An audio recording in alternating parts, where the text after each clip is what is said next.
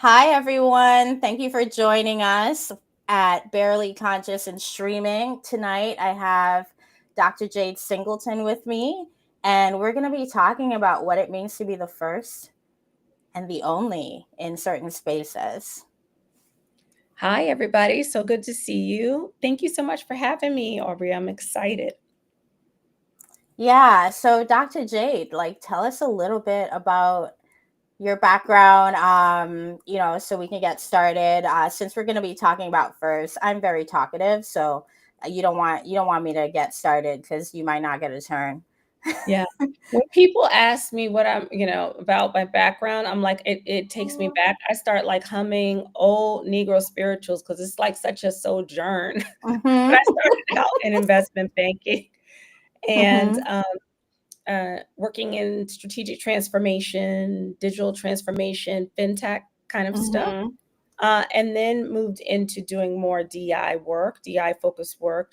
Started Yeah. my own company with my sister, and Mm-hmm. then from there have advised at really fun places like NASA and Mm-hmm. Amazon, and most recently building for the UN a solution. So Mm-hmm. yeah, just it's been a wild ride. Yeah. So I guess it's fair to say that you're a multi hyphenate, polymath. Every synonym of has done a lot, is good at a lot, has is probably going to be a more things. Yeah. I don't know. I think I'm good. That's a good way. Yeah. You think of this. No, I think I'm only good at probably 2 things. I think I'm good at, being like an encourager, so I easily can see, like, where other people's potential and passions are and kind of pulling them along, right? Like, when I was working in the tech space, I'm not a Driving you. developer, I'm not any of those things, but I could tell who kind of is who and building those Mm-hmm. connections. So that's, like, one strength, and I think the other one is just seeing things a little bit differently from always looking from the outside in. So I might see a solution that folks hadn't thought about. That's literally it. I'm not that great at like all these other like technical things. That's kind of where I always end up in like a strategic role of some sort. Mm-hmm. Mm-hmm. So would you, I guess it's more like you're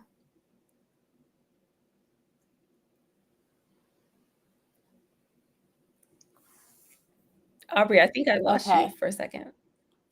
Yeah, I think so too. But I saw you moving. It's so funny. I don't know. I'm having gripes with Restream. Mm, I will say and maybe I just need to say this while we're recording so the powers that be at Restream can hear me talking mess about them. But I feel like the fact that I have to go through a completely different system and app in order to do something live on LinkedIn is already annoying for me. yeah. I wrote a whole post about it. And then the second part of it is it has been so not user friendly, particularly when you want to make a change. Even if you want to Mm, make a change days in advance, yeah. it will completely shift the thing. And maybe it's because Restream is one of the first of its kind, right?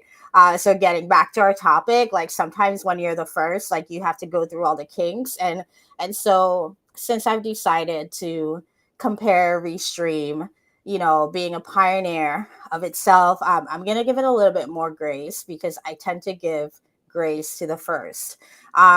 Because when you're the first to cross that threshold, right? When the first to do it in your family, the first to do it for generations, right? Mm, I think it's really important as the first to first give yourself grace. And I think the people that encounter you need to kind of always keep that in the back of their minds. Like, this is this person's first. They're literally the first in their bloodline to do this thing. And speaking about the first, you have a really important first in your family, right? I have like so many firsts in my family that are important. Mm-hmm. I tell everyone I'm probably the least successful, least educated person in my entire family, going back probably like Mm-hmm. 200 years. Yeah. But I think you're probably talking about for my Sarah Jane. Mhm. Yeah, she was my ancestral aunt and was the Mhm. first Black woman professor, and I Yeah. named my online academy after her, Mhm. in honor of her. Yeah, so tell us a little bit about Sarah Jane. Like, what was she like? I'm sure like you probably like didn't talk to her like initially, or maybe you did, right? But No, and this and was so so long ago. This was yeah, like we're like so I mean, far away, like so far yeah, removed, right? yeah, So tell me about like who she was and yeah, how she ultimately impacted and influenced the trajectory of your family, right? yeah. Well, she was a part of a family that were, you know, highly educated, highly invested in Mhm. um, Black nationalism. Mhm. Her brother was one of the historians call one of the first Black nationalists in the area. They founded the first Black-run HBCU, which is Mhm. still running today, Wilberforce University in Ohio. And so she was from a family of first. Her other Mm. brother also was an attorney who won the first civil rights case on Mm. behalf of Ida B. Wells, right? So Yeah. that she was just in this situation, in this type of family that Mhm. wouldn't stop running the Underground Railroad, Yeah. no matter what. They were um, constantly just doing things that were dangerous Mm. um, to protect others. So she calls herself an abolitionist. Her husband was actually um, a he was formerly enslaved, and so she Mm. wrote a book on his life, the Right. only book that she's ever written. But a lot of her speeches, um, her brother's speeches, are Mhm. really powerful about um, just being self-sustained, having Right. self-sustained community, um, Mhm. and risking it all. She also lost two brothers Mhm. who were um, beaten to death. Oh, Uh, wow. one Yeah. was beaten to death, and the other Mm. had a more torturous death for what they were doing as far as Yeah. their Underground Because Railroad of the operation. underground. Yeah. Yeah. Yeah. So her life was just a big um, um, a state of resistance, Mm. constant Mhm. resistance. Mhm. Yeah, and I love that about her, her defiance. Yeah, no, and I think that's you kind of have to have that kind of defiance, right? When you're trying to do something that's against the grain, against the norm in society, but sometimes even within family, right? Within the community, because a lot of times, you know, we're so used to the status quo that Mhm. if something different comes along, even if it may be better, even if it may be more useful than a thing that we're using, we are very resistant, right? Yes. To make making that change and making that difference. And so, talk to me about like some of your firsts and how you decided to kind of go along with where your mind was headed, because sometimes our mind wants to do things that our bodies don't want to do, right? And so Yeah. how did you decide, you know what, I'm gonna go for it, I'm gonna do it, give me one or two examples of when you It's- had to do that. That's so interesting because my mind, when you were asking that question, the first thing I thought of was not my career or Hmm. anything like that, right? Hmm. Um, I And think that's fine too, yeah, like the first anything, the yeah. first thing I can think of probably was, like, meeting my husband and actually being in love for the first time later Hmm. in life, right? Hmm. And so I think that that's something that, like, jumped out at Yeah. me, something I probably didn't expect to Hmm. happen, for me. I felt Yeah. like I could just kinda go along and, I'll just deal with whoever comes along as long as he's decent, and Hmm. I didn't expect to have that type of luck Right. in life. I was like, Hmm. I'm okay. I've got the kids. I've got the whatever. I got my little Hmm. trinket degrees or whatever. I'll Yeah. be Yeah. fine, right? Hmm. And so for me, that was a different experience because it was a Hmm. different way of existing, Yeah. a different way of relating and Hmm. caring and having a certain level of concern Hmm. for someone else other than my kids.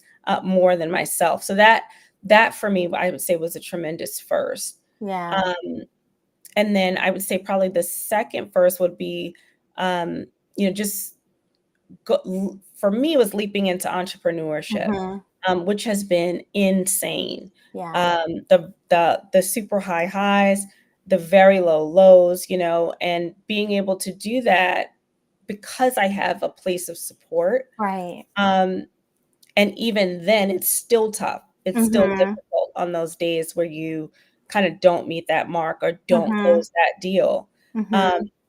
and so for me, that was really challenging. Yeah. No, I completely I can't really relate to meeting my husband and falling in love yet. I think I'm still in the like earlier stage of your journey there where it's more kind of like, well, Lord, if you want me to live the life of the Apostle Paul, I'm down.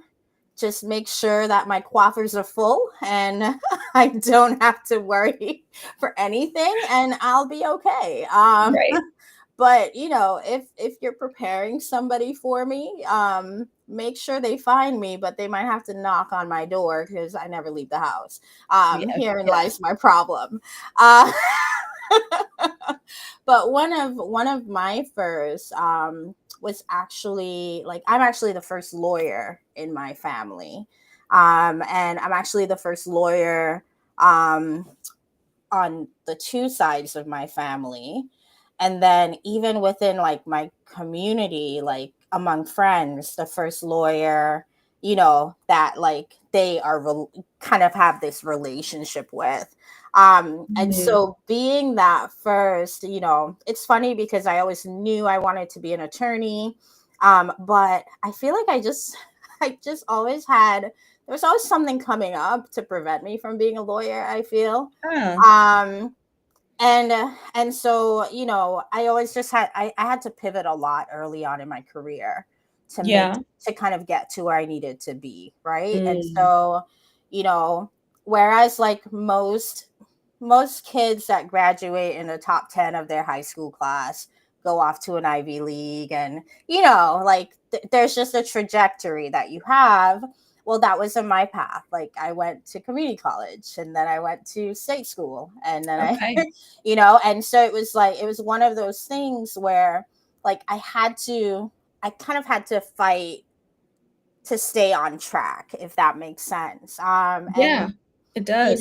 And so like I remember like I even had to take a year off in between my sophomore year and my junior year, Mm. because when I transferred to my school, they didn't have like proper transfer things in place, and so all of the courses I needed to sign up for were closed. and Wow. so and so I could have taken other courses, but then they wouldn't have mattered for my degree. And so I'm a stubborn person, and I don't like to pay for things that don't make sense. And so Yeah. I said, Yeah. okay, I'll just take a year off and apply later and make sure that you kind of like figure it out. And by that point, so I kind of lost a year, but somehow I still managed like time wise to be done with undergrad in 3.5 years. So I'm like at this, I'm like, okay, you lost a year, but you kind of took like half a year back. And then I applied to law school, got in to Fordham Law for fall 2009. Tough as nails, Fordham. But you know what happened? What? The market crash happened between Uh-huh. 2008 and 2009, and nobody was getting scholarships. And a lot of Mm. people who had graduated from law school were having their offers rescinded. Wow. So Wow. so in 2009, I remember thinking, "Oh my god, this doesn't make sense." Yeah. Like as much as I want to go to law school, if there are people now who can't get a job, Yeah. like just practically it didn't make sense. And so I ended up, and I would have had to like taken a lot of debt too, Mm. because they weren't giving scholarships to anyone at the time. And Mm. so I remember I looked up a program at my alma mater for undergrad, and I was like, and they had like a graduate degree program in medieval studies, which is super practical. You And said I, medieval studies? yep. And I ended up getting it because I was like, oh, I always wanted to like learn more about this time period. I can afford it. And like I was Awesome. working, yeah, I was working at the time, and it was a master's degree that I could just pay for cash, you know? Wow. And so I did it. Give me a medieval fact. So, so people were really superstitious back in the day, and they believed that people actually had the spirit of specific animals in them. And there's a whole like theory called animal theory from the medieval times, where like people use it to kind of like understand, where the theorists at the time use animals to understand people. It's really bizarre. Hmm. um See? That's what I'm talking about. It was worth it just for that. Nobody knows that. See? yeah, It's like, I love stuff like that when you're able to pull mhm, stuff and you're just like, I was at NASA for a little bit. You would have mhm, thought I had gotten, I mean, the knowledge base. I was just asking people stuff. I'm like, do you know mhm. that there's like actually space weather? People are Yeah, like, okay, Jade, whatever. But I mean, where else are we going to share this stuff? So exact. No, so keep those funny. medieval facts. Yeah, Oh keep yeah, those no, medieval I facts close to mean, the heart. I ended up doing my master's thesis on the importance of time and timing. And I got it from Chaucer's text House of Fame, where Hmm.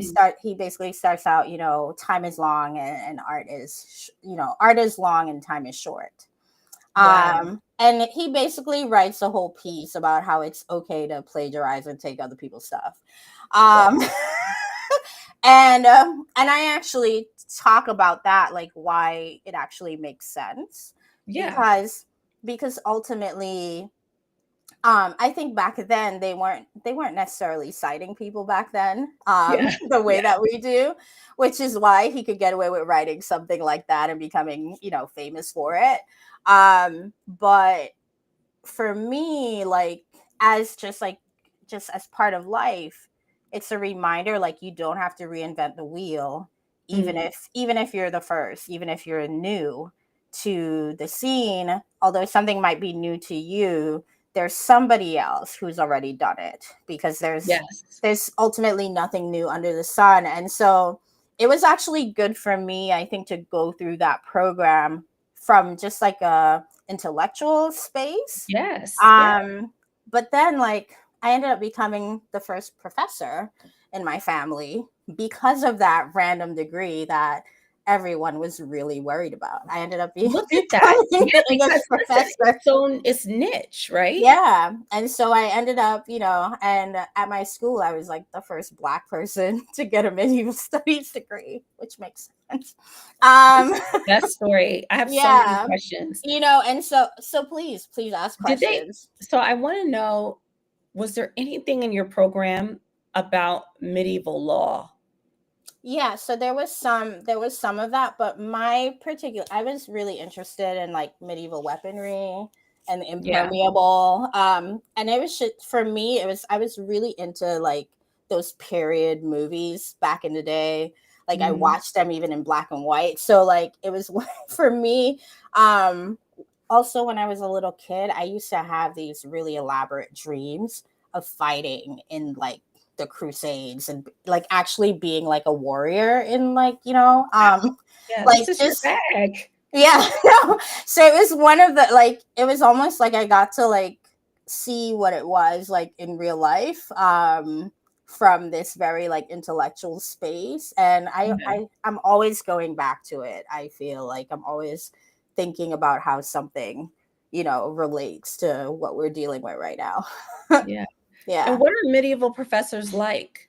uh Usually you have a type for like a law professor, you have a type mhm. for like a journalist professor. So there were like two professors, and they were like polar opposites. One of them was like, you think of that like intellectual who has dinner parties and talks, just kind of like droves on and on and on about, some random inappropriate thing like bestiality in medieval times. Fun. So you have that person. Okay. And then you have this other person who's like completely aloof in class, doesn't have time for you, shows up with random cuts because he's a rock climber. But you read his bio and you're like, oh, okay, so you speak 8 languages, Wow. 5 of them are dead. What? You have 2 PhDs in things that nobody cares about. Right. And so like Yeah. but both, it's funny. So the second is who ends up being my advisor through the program. Great. Okay. That's better Um than the bestiality lunch person. So, yeah. okay. And I chose him because he was really into like the time, the theories of time during that time. So Kairos versus like Chronos. He was Mhm. also into like the religious and humanetics of that time too. And so for me, like he was perfect because I wanted to kind of show how human time and divine time relate, and Mm. how you can catch up to divine time. So like, and it's Wow. funny. I was actually at a program earlier today talking to students at St. Joseph's College, and it came out that I have an obsession with time. And Wow, Aubria, that's so interesting. yeah, and so we were talking about it, and I was kind of letting them know like you can never really, and I think we all know this, you can never really get time back, right? You Yeah. can you can get more of pretty much everything else, but time you can't get back. Right. But I have 2 exceptions to that rule, and that I experienced personally, and I told them like I've never heard anybody else talk about how they were able to recapture time in this way, but like I actually saw it happening and I was like, wait, whoa, like that's crazy. And so the first time was when I finally, got defibrillated and went to law school. And so I applied to a 3-year program at my law school. They called me up and were like, hey, we were looking at your profile. We think you'd be good for the accelerated 2-year program. And just like that, I was doing law school in 2 years instead of three, Yes. 1 year back. And like I went into it not knowing that that was possible. And then almost a year, like 18 months into my career as an attorney, a firm reached out to me wanting me to come work at their firm, Mhm. and they sweetened the pot by bumping me up a class year. Wow. And that never happens. And it wasn't a negotiated thing. I didn't ask for it. It was something Mhm. I thought about. It was something I actually prayed, and I was like, God, I would really like this. But people had already told me it was impossible. Impossible, yeah. I've heard that quite a bit in my life And too. then like so I didn't bother asking because other people that I had asked who should have just given it to me were Said, like, no, that's not something mm, that happens. And then it happened without me asking. And just like that, I got 2 years, like because I waited almost 9 years to go to law school after the first time. mhm. And Wow. and so like in seven, so really it was like fulfilled, and I got these 2 years. It was almost like heaven was like, here you go. Here's these You two got years that back. time back Yeah. in a Yeah. sense. Yeah. Wow. Yeah, and so, and I don't know if it's because I'm obsessed with time, I notice that. I bet it happens for other people, but they probably don't notice, you Yeah, know? that's really that's a really powerful thought. Mhm. And also, though, I think if you think about it, and not to try to get too esoteric about it, but like you had already set so much intention in motion in that direction, Mhm. that it couldn't go unnoticed, Yeah. almost in a way, Yeah. like you had put Mhm. so much time, Yeah. even though it wasn't like this very Mhm. concentrated time, thinking about it, probably reading about it, Mhm. and upskilling, Yeah. right, that it got you poised and ready, Exactly. even though it Exactly. wasn't in that kind of linear fashion. Yeah. Yeah. No, and agreed, because that's exactly, they were kind of like, we know chronologically Yeah. you're not here, like if we just look at how long you've been doing it, but if we look at how many hours you've actually put in and how many deals you've actually done, Mm. you're actually ahead of some of the people that are going to be leading you, right? And so like that to me, again, when you're the first, I feel like there's this almost pressure to be very good too. Mhm. At least I felt that pressure. Like I could not afford to muck it up Yeah. for the people that were looking at me, and like the Yeah. people, not so much like the grown-ups in my family, although I guess I'm one of the grown-ups now. But the kids, because like they're always watching, they're always kind of like soaking things up. And it's funny, I remember, I think it was probably 10 months into my career. I was visiting with one of my god kids, and I'm talking to her mom about something random, and she's being nosy and she's paying attention. And then she goes, and then I kind of say to my friend, I'm like, yeah, so I'm not really sure like how I'm gonna handle this yet, but this is what I'm dealing with right now. And then this little 9-year-old turns around and she was like, well, Auntie Aubria, the first thing you need to do is like, you need to put on a suit and you need to go in that office and you need to say, and then she just bullet pointed like 3 specific things I needed to do. And I was like, and I remember looking at her like, A okay. leader I was like, okay, thank you, attorney. I appreciate you. in the making. And so like even like these moments I've had with kids where I'm like, yeah, this is why you're doing it. Like, so because like that was one of the families that I was connected to where there were no lawyers in that family. So Mhm. I was like her only impression of what a lawyer was, you Right, know? right, Yeah. yeah. That's so funny because I always joke around and say I'm the non-lawyer in my friend group, Hmm. and I'm like, they say something or like, okay, we're gonna go to eat here, and I Hmm. wanna kind of I like, I don't argue with attorneys. I just say, whatever, I'm not gonna get into an argument with you. This is what you do for a Yeah. literal living. And Hmm. it's interesting, like, where what we end up kind of attracting, right, Yeah. into Yeah. our lives, and people and professions and those types of Hmm. things. Hmm. Yeah, it's really fascinating. Yeah. So one thing I actually want us to talk about, because I saw a lot of posts on LinkedIn about this recently, and Yeah. I think it's important to talk about it, and it has to do it first. And so there was a video put up a few days ago Mhm. by somebody that I follow, and the woman in the video, um she's like a well-known coach, and she was basically giving a scenario. So when I saw the video, I didn't necessarily think that this was her mindset, but it was a mindset that I've heard on my journey so far. Mhm. This idea that Black women in leadership who happen to be the first don't have time to mentor or sponsor Mhm. other young Black women that are coming up the ranks, Yeah. because it's too much work to do that.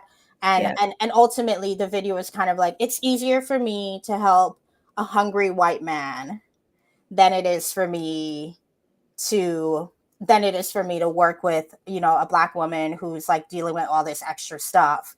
Understood. And so when I heard it, like, again, I didn't think it was the person. I didn't think that was that person's mentality, because Sure. it was clear that it was a partial video too.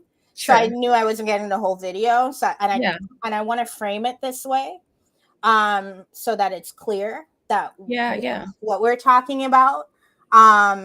But it was a mentality that I had seen kind of sprinkled over Black LinkedIn just over the last like few months, where I thought, wait a minute, what do you mean you don't have time to help the people who need the help the most? That doesn't make sense. And so what is your, what is your kind of high level Mhm. ideology about, one, how, like, if we want to do that, because I think ultimately it's a choice. I don't think anybody's Yeah. required to do anything. Hmm. But if we want to be the bridge Yes. as opposed to the roadblock, Yes. how can we do that? How can I maintain my stance as a leader, and Hmm. as in within an organization, and still be a mentor and a Hmm. sponsor to women that look like me, with Sure. without creating the kind of animosity that I'm assuming women in leadership expect they would attract if they were to take that stance. I think it's really interesting. I didn't see the video, so I don't want to Hmm. comment too much on it, but I kind of Yeah. get the sentiment in a nutshell. And I think that, for one, Black people in general, Black men and Hmm. Black women, do more mentoring. I think Harvard did a study on this a Hmm. while back than Hmm. any other group Hmm. when they get into a leadership position. I think it's like 30% more Oh on top wow. of Yeah. whatever it is of their time. Hmm. And I think that that's an expectation coming in. Yeah. Now, I'm talking about it because I've done it. Hmm. I actually got started in my career when I moved into finance communications. There was two sisters, Hmm. Black attorneys, Black corporate Right. lawyers, that when I say advocated, there's one thing to open a door, it's another thing to literally like kick down a door. Like, Yeah. they were Yeah. going before I went to Hmm. meet certain people and to like ha- Like set the let tone. them set the stage, Yeah. write up the different areas where my skills were. We were coming up with Yeah. like quad things. And these women were very busy and Mhm. certainly did not Mhm. have the time. Mhm. Both of them are hugely successful Right. right now. And so I owe them, but and they didn't need anything from me. Right. Right. What I decided to do instead was, when I saw, another Black woman in the ranks, was always to Mhm. try to be sisterly, Mhm. to be able to provide some sort of advisement if they needed it, Yeah. and to also make the connections. So I Mhm. think a lot of the time when we're thinking about this like mentoring thing, Yeah. it sounds like it's just very regimented, very Right. prescriptive. It doesn't have to be like that. They Mhm. saw that I was good at what I could do. They appreciated the way that Right. I approached, right? Right. And so from there, it wasn't a matter of like I have to hold her hand and mentor her. Mhm. Already in the space, we feel like Yeah. she's lower in the level that she should be. Mhm. So Mhm. I know a lot of people here in high ranking positions. Let me Exactly. let me knock on a couple of doors. And Yeah. that's it. I didn't need them to hold my hand. Mhm. Mhm. And Mhm. I think that that's a misconception Yeah. some leaders have as you get further and further Mhm. away from lower rungs in the organization. Yeah. You're going to have to do all of this heart pouring work. And I don't necessarily know if that's always the case. Sometimes it's a matter of just finding someone who's already performing, who's already Mhm. a top performer, and just Yeah. doing some of that door knocking. So Exactly. I think it's all about how you How how you you view go at it. mentoring. No, I completely agree with that actually. And it's funny because I have people that I mentor in different ways. So Mhm. there are people, like right now I'm mentoring someone in like I feel like I've completely like taken over her life in a Mm, way, right? But I have some time right now, and I actually want to invest in her because she's also the first attorney in her family, and mhm, she just graduated law school.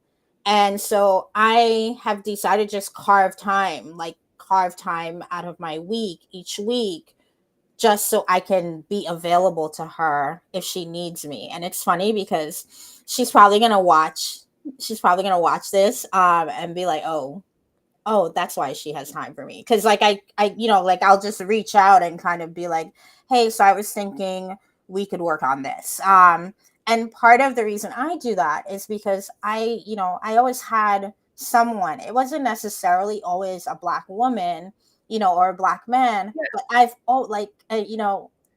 could not be where I am today without people just saying, hey, let me knock on that door for you. Hey, let me write Absolutely. that. With Let me, committee background, me too. I mean, yeah, it's even beyond that. It's just finding. I think it's people that see your potential ultimately, for yeah. whatever background, Hmm. age, or group. Right. And That take just being that step. willing. Yeah. And I mean, I've had people who have taken that kind of deep interest in my life, kind of similar to this person. And I know when those people did that for me, it was because they had to carve time out for Yeah, that. And like, it's not everyone you can be that kind of mentor to. Like, sure. I feel like you just have to have the calling to do it in a particular season, Yeah, because had this person connected with me, and this is actually a past student of mine, from my professor days. And so had she needed me 3 years ago, yeah, she'd probably be saying I had that mentality of like, I don't have time for anybody right now. yeah. But I was working like 15 to 20 hours a day. So I wouldn't be able to review anything for Right. anyone. Yeah, But I might be able to like talk to you for 15 minutes and give you some advice, yeah, yeah, Or like if I knew somebody that could give you a job, I would be like, oh, call this person. And then I would like text the person and be like, hey, this person's calling you about this job, because like that's just would be the space that I was in. But I agree that there's no one way to mentor. There's no one way to sponsor. It's just, kind of using your social capital. And I love what you said about being postured to move to the next level, right? Because I think a lot of times there are expectations that people come into a space, but yep, they haven't postured right. yes, Sometimes you might be the smartest person in a room, but if you're not, if you don't know how to talk to people, if you're disrespectful or you have a sense of entitlement, that yes. that could be a turnoff. Like sometimes you might miss out on mentorship just because you decided to have a bad attitude that day. That is really an issue. I think Yeah. if you don't have um, the humility, Mhm. kind of going in and taking constructive Mhm. criticism, doing what you're told to do. Like I Mhm. remember initially I'd be given like a list of people to meet Yeah. with. Like, I want you to meet with this person, this person, this person, and this person. Mhm. And that was like during the work day or and sometimes I'd have to like go to different campuses to Mhm. meet with people. But I would never have thought to miss or to even have to Yeah. reschedule. It was like, Mhm.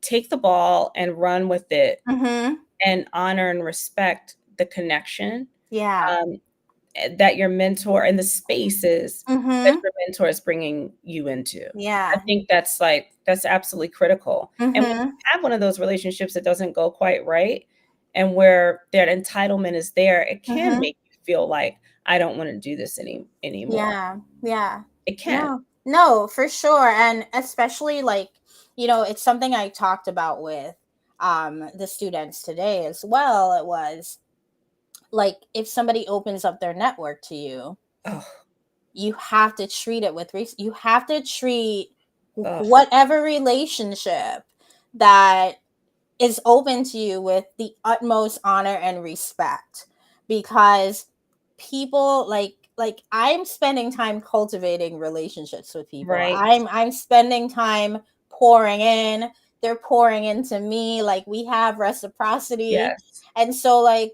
when I ask somebody in my network to do something, Yeah.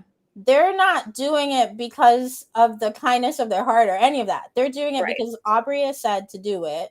Right. And whenever I ask Aubrey to do something on my behalf, she does it. So I'm going to do it. Like, Right. this is just kind of, and so they're willing to kind of put their best foot forward just on my name. And Mhm. so, I feel like a lot of times people take that for granted, Oh, yes. and now you're having to kind of like do cleanup. I I can't stand that. Yeah, and I that is one of the things that I will sever relationships over very mhm, quickly. yeah. Because if there's not many reasons, Mhm. but that's one of them. Mhm. If someone is in my network and I ask them to do something for me on behalf of someone else, Mhm. and that's not met with like the Grace. honor you're talking about, Mhm. that's Mhm. a real problem because Yeah. like you said, you've cultivated something with that person, Mhm. and that means that there might be eroded trust for the next time around, right? Exactly. That we need to Exactly. do something Mhm. together. And so I have had that happen where and it caused a lot of issues as far Mhm. as um just feeling as if I needed to go back and have to do some kind of correctiveness Right. around this. Right. And it's to me, you have to be very careful, very, very careful with who you Mhm. bring your network around. And then there's certain people in my network, I would never call them unless I Yeah. had something really serious Mhm. or something Mhm. that I really needed. Yeah. And those folks to me are kind of off limits. And I Yeah. think we have to, do that. No, and Unfortunately. that's like my MO too. Like Yeah. I tell people all the time, I'm like, I I have to know you. Like I have to vet you before I decide I'm gonna let you have access, even to the most low ranked person in my network. Yeah.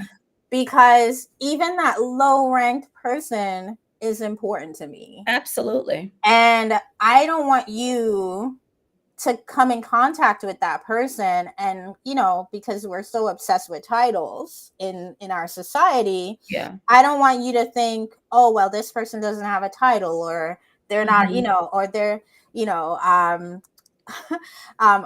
entrepreneur friend and I were just talking about this, like they don't have an affiliation to a company, or some big name organization, and so the mindset is, oh, that person is not important anyway. Yeah. But And you know their value. yeah, and so And like, and yeah, I've decided, like, and for me it's like, this person's in my network because I value them for who they absolutely. are, and know that they are more than the sum of their parts. And Sure. so I can't afford to allow you to have access to someone that's important to me in that way, whether you're looking for a job, or you're looking to give somebody a job, because I vet organizations too. Like if you're known for not treating people with Right. care, Yeah.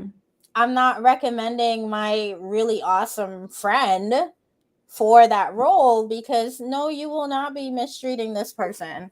And unless, like, and I will say, if there's like a lot of money involved in a thing, I'll run Mhm. it by the friend and be like, hey, are you willing to, like, go through this fire for this Right. money, kind of thing.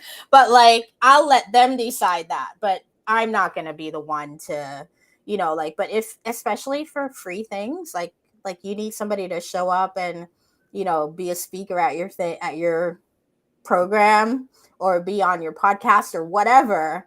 No, like, yes, I know that person. And no, I cannot introduce you. I'm sorry, because I don't know who you are. I actually had a situation just a few weeks ago. Somebody reached out and they had a list of people I'm connected to on LinkedIn, Mhm. and they were kind of like, oh, I just need you to connect me to these people. Like, even the way that the message was written. And in my head, I thought, wait, do I work for this person? Am I their assistant? I think Uh, the working for part happens pretty seamlessly, and you're like, "Wait a minute, do I report to you?" and so I I've kind had of, moments like that too, and it's like, "I need you to call the McKinsey partner. I know you know 'em." I'm like, "I'm not wasting that phone call not for to get you. you Like, connected. that's for my stuff. I'm What if sorry. I Like, need something?" Yeah, like, the nerve. And you then what know, are you gonna ask them? That's always what I wanna know. and well, What that's is me the too. thing? Like, Yeah. and that was the thing. Like, one of the people I thought, oh, maybe this will be a good connection for you. And the other people, I was like, I don't really know those people that well, but this person, we actually know each other very well, and I actually think there could be synergy. So, what do you want to talk to this person about? Um, and the response was, I'm looking for a job. And I was like, oh, Yeah, no. like, no, that's like unacceptable behavior, right? And I think, like, on the one hand, people expect that first are the people that are making these kinds of mistakes. But in my experience, people that are first tend to like will make mistakes, but not those kinds of mistakes, No, because we understand we need the people to kind of Mhm. like help us navigate. So I feel like there's this emphasis on relationship building, because we it's like I can't go home and talk to my mom about how to navigate this, M&A deal because my mom's a nurse and she's never done an M&A deal. But if I can be respectful to the M&A partner that I Yeah. happen to be supporting, then he's going to be willing to let me just ask him questions Yes. about what was it like when you were like first starting out? Like, what did you do? Like, what made you successful? Like, what are some tips? Like, he's going to want to give that to me Yep. because I showed up and showed out for him, and and I had the right attitude, And and I M&A, they have some stories to tell. You know, if you're, mhm, you get those opportunities and yeah, to really hear about so much stuff, mhm, the dealing and the all, yeah, the relation and you the learn a lot. isms that you learn too. I mean, Yeah. I really, I remember when I was a summer associate, I was working with this partner, and it's funny because I think he was the first lawyer in his family too. He was, I don't know, I think of him as like 8 feet tall, perfect hair, perfect teeth, like just perfect frame, right? And I remember we were on a call.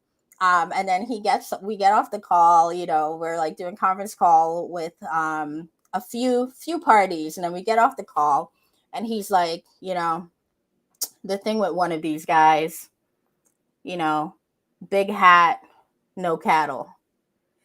And I and I was like, what? I was like, what is that? Tell me what that means. And like I realized like it was a reference to the fact like he was a great talker, but like he really didn't have the funds to get this, to get this deal through. And I thought, man, like what an interesting ism, right? And like Yeah.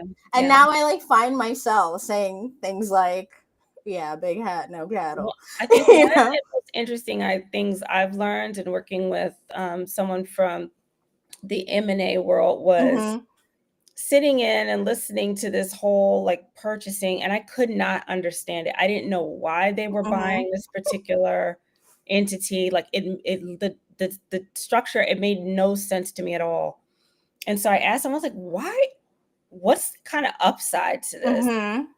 And I laid out a bunch of things that I thought it would be. And he's like, oh no, we don't care about that. What we care about is the data. Mhm. This place has this amount of data. Mhm. Here's where we're going to be able to ultimately be able to plug it, and we'll be Mhm. able to like 300x this bad boy Yeah. in a couple of years. And I was like, Yep. And exactly. yeah, And that's kind of how they think. It's like the lay person, like just looking at kind of the surface, it's really easy to miss it. And so like it's to me like you ask the question, like a lot of people won't even ask the question, right? And so like that's the thing, like when it's not your world, that's the right mindset. Like, oh, can you explain why we're actually doing this versus the flip side? This is dumb. What are they doing? And just kind of never get the insight yeah, because wrong attitude, wrong frame of mind or whatever. And so I think it's so funny how as individuals, like we really get to steer the lives that we have, even if we're the first. even if we're the first. And, for me, like, I always think about my responsibility when I'm the first to do something, and so when I became an attorney, one of my goals was I wanted more Black women doing finance Uh-huh. in law Yeah. because that was the space I ended up in. And I know at least 10 Black women who are doing finance law right now because my face was plastered somewhere at some firm, or I showed up at some event and had a conversation and they were like, "Oh, I didn't know I can do that. Oh, I can do that." And now, like, and so, like, I know 10 is not a lot for some people, but for me, like, I basically 10x to myself. Yeah. And That's then great. I was able to exit big law because you don't need 11 of me if there's 10. Like, I can go and try something else, right? We have to, like, spend some real time talking about leaving big law because honestly, and, I always so admired the, attorneys that I worked with when I was working in Mm-hmm. investment banking. Um, and I always just thought, like, that's it. Like, that is it. Mm-hmm. Like, they're Mm-hmm. sharp, they're, making the big bucks, that is, like, the goal of Yeah. so many people is to Mm-hmm. get into that kind of corporate Mm-hmm. finance, to have that kind of role. Like, people, I think they picture, like, suits, Mm-hmm. you Mm-hmm. know? And so to walk away, Yeah. And I mean, I will say, like, briefly, awesome. we'll definitely, like, talk about it when we get together for your podcast Yes. soon. Um, and I'm gonna talk a little bit about it next week. In an episode of Barely Conscious and streaming next week. I'm actually meeting. It's gonna be myself and 3 or 4 first generation attorneys. Some of them have, like, recently graduated, already been working for a year, and we're really gonna kind of explore just what the life is like. But when I went into big law, it was very accidental because I didn't know it existed ahead of time. Yeah. Um, and when I found out about it, it just so happened I was positioned so that I could apply Mhm. because you need the right grades to apply. So, Yeah. just to clear that up for anybody who thinks Black people in big law are there because anybody gave them anything. Right. No, you have to have the grades. No one's even interviewing you if you don't have the right grades. So that's kind of how strict it is. And so I remember when I applied, I ended up getting like 12 interviews, 12 initial interviews. I ended up getting, I think, 3 callbacks, which is like that's kind of average what ends up happening for people. But after my first callback, I was like, yeah, this is it. And it was my first Mm. choice firm as well. So I canceled the other callbacks. um Probably created some enemies at those firms because I decided I didn't even need to meet those people anymore. But I got the job. So I had good instincts. And ultimately when I went in, like, I knew it wasn't gonna be like my final place as an attorney. I will say I expected to kind of have a linear, probably work for 10 years and then go do something else, sort of thing. And so when it became clear to me that I had to do the jump sooner than I thought, I remember, like, talking to God about it and being like, Mhm. but why? Like, why can't I just, like, keep doing this? And I know why I couldn't. The type of personality that I have, although, like, I'm a kind and generous person. I was raised to be that. Because of, like, my type A and very rigid type of personality, it's very easy for me to get sucked into that life and become Mhm. very tunnel visioned and very self-centered and I don't think I know I definitely didn't want to be that. Mm, But wow. I like I like I'm always thinking about how the people in my life work together. I'm always trying to Mhm. like put people together. And so like the idea that I could be that, and I saw myself potentially becoming that. Yeah. Yeah. Imagination for sure. Like I mean, there was a period of time where like it was totally appropriate where like family members were like, "Oh, you can't call Aubria because she's working right now." Like Yeah. and I went from being like really available to my family to like being like, you can only call me at this time and you Mhm. have to set an appointment, and Yeah. so some of that was happening. And then the year I left, I got a bunch of awards, including a Rising Star Award. And like I was on top of the world. And I remember when, at the firm that I was working at the time, there were so many changes happening at that firm. And for me, like, I'm really good at knowing when things are going to fall apart. Like, Mentally. Mhm. I usually know when it's going to happen. Mhm. And, and it was one of those things where I kind of decided I could have just gone to another firm, but I thought, you know what? Now is exactly the right time to start your own company Yeah. and do something.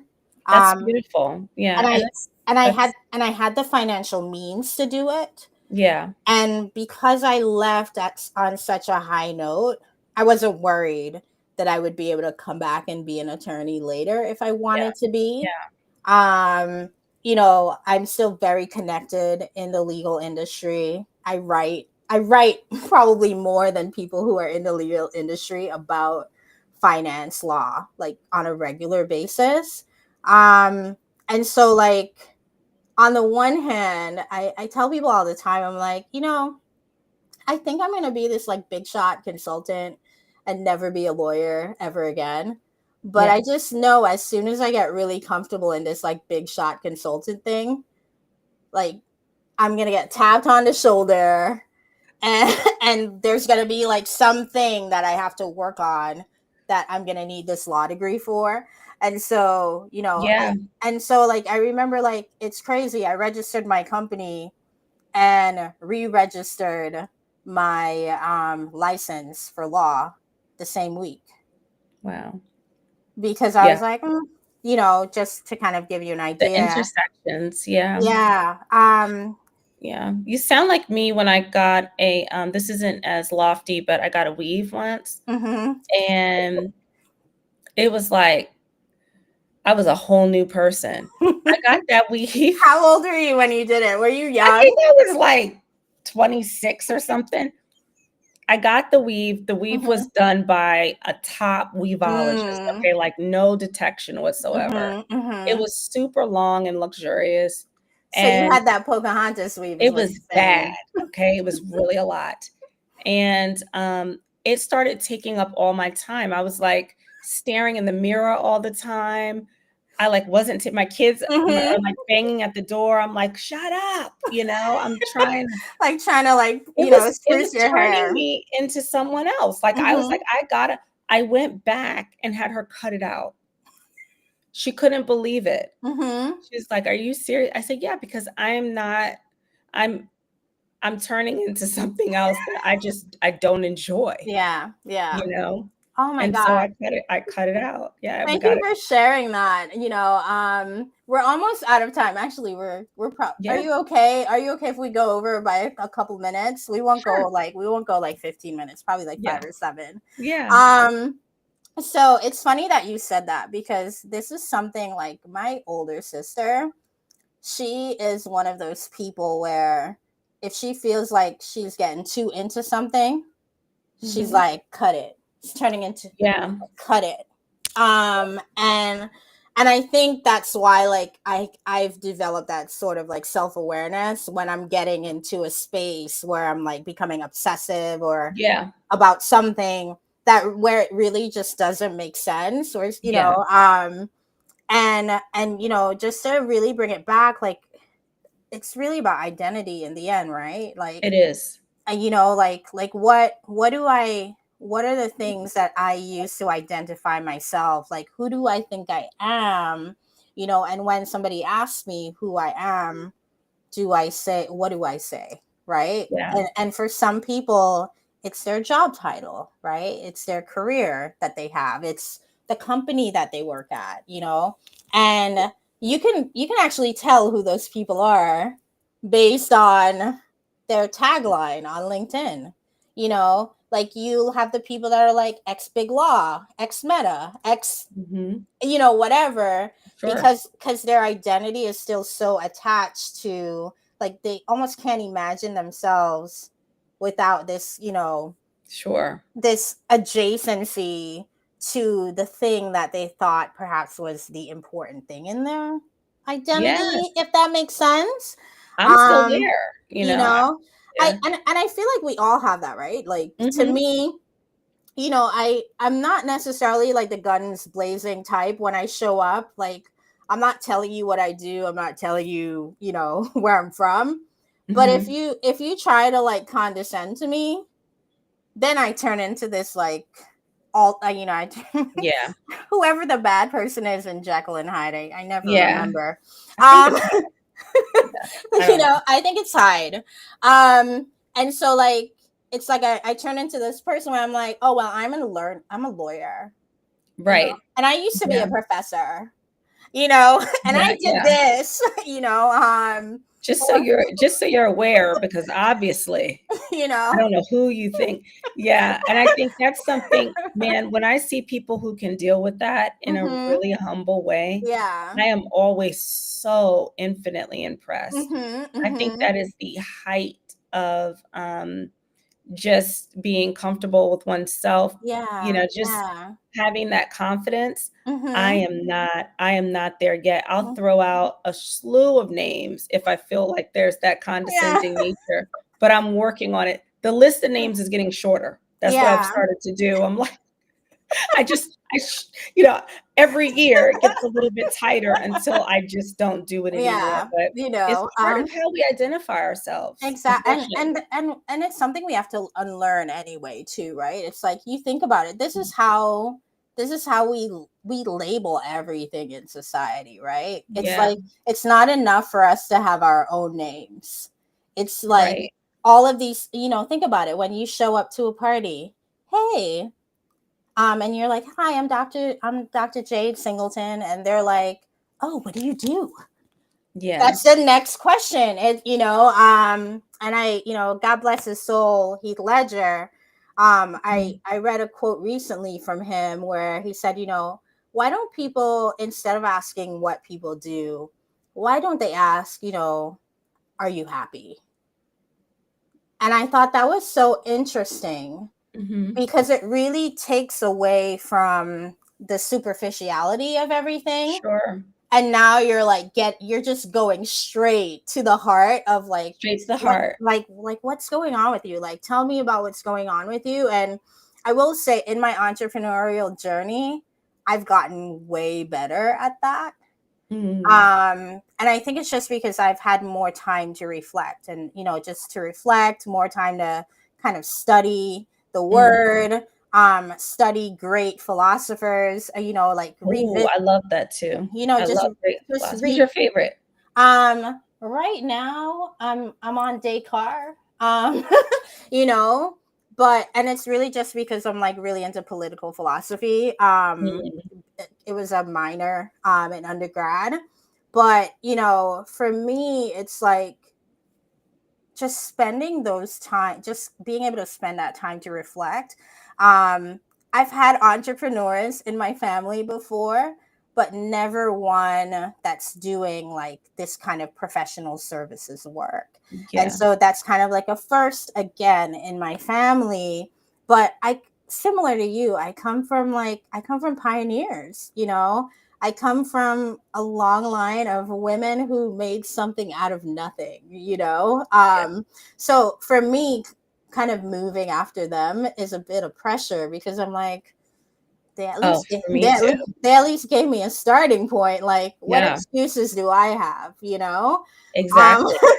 And Yep. so, although like my mom, like she has never really pressured me to do or be anything. It's always Mhm. been, you could be whatever you want, you know. But as a West Indian mom, her mind, what that means is you can be a lawyer, a doctor, or an engineer. Right. Um, you know, um, and so like I already did one of those. I think she's happy. You check Um, that box off. My mother is a Pulitzer Prize winning mhm. researcher. Yeah. And Ooh. so our home was always full of like books, and Mm. journalists, Mhm. would be over like so many interesting just people Yeah. in general. And I think I knew then, I was like, okay, I'm not gonna, ain't no Pulitzer Prizes coming here. Like, you have the Pulitzer. That's, Yeah. we're good. Like, So don't now I stress can go me. and try to do something else. And my father's a fusion engineer, right? Mm. Like, Yeah. ain't nobody doing that. So I kind of, it kind of helps when you have those. It's like, okay, what can I do that is going to fulfill me? And they always Mhm. encouraged whatever that thing was Yeah. going to be, because it won't gonna be that. I just don't have that kind of diligence. No, it's really funny. Like, and it's so funny. Like, just going back, and I think we can start wrapping up to that moment where you were like, big law, like walking away from that, right? Because you're right, it's a lot of money.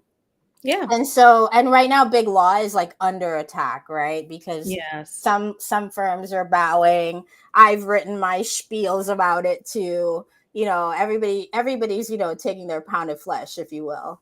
Right. But something I've been really keen on doing is when I talk to especially first generation attorneys, I tell them like, and I like to get them early, even before the first semester. Like, even if I get them before mid semester, I'm like, listen, there's this thing, you're going to find out about it. And when you find out about it, you're going to be like, man, I wish I knew about it before. So I'm going to Yeah. tell you about it now. And like, I have literally encouraged, like, there's so many people I've encouraged to pursue the big law path Mm. simply because of the economic advantage it Sure. presents. Because let's be honest, most people who decide to go to law school, they're hard workers anyway, Yes, and they're going to end up working hard no matter where they go. that's right. And if you're the first person in your family and like you come from, middle income or lower income families, the amount of access, like not just to the money but to the people, Network. the Mhm. network of people that you get access to, the access to information, just from being at a party. Not, it's like you don't have to you can't get this information in school, basically, Right, right. about how to really be, and how to really manage your money, right? And Mhm. so something, as somebody who was the first, I Yeah, make it my business to tell them, hey, like, I don't care what they're telling you about all the bad things that could possibly happen. you sure. should you should not close this door on yourself unless you have something lined up that's going to position you in the way you need to be positioned, so that you can actually be of help and of use to Yes. the people coming up behind you. Because I think that's one of the responsibilities of the first, right? Is, on the one hand, like, I'm doing this for me, this is my Sure. gift. But on the other hand, like, remembering, especially when it comes to family, like, I'm not saying you have to do this for complete strangers, but like, you want to be like, at the very least, you should be thinking about, how can I position myself to be of Mhm. use to my family? Sure. Any final words, Jade? No, I have so many more questions for you, but, this was so fascinating and interesting, and, I wanna thank you so much for opening this space up to me. Oh my God, thank you for joining me. And so guys, we want to thank you for tuning in. Leave us your comments. We will engage. And tune in next week to hear what the first gen law students have to say. All right. Have a All good right. one, Thank you guys. so much.